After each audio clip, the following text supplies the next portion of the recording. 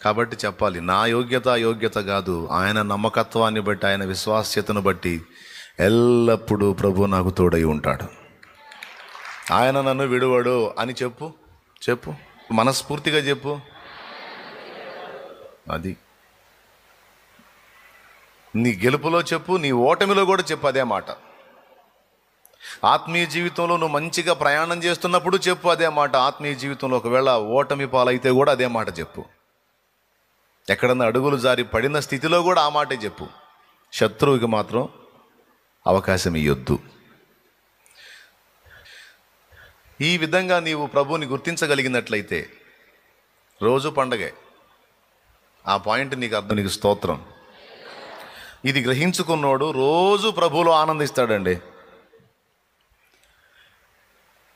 యెహోవా మా కాపరి, యేసయ్య మా ఊపిరి,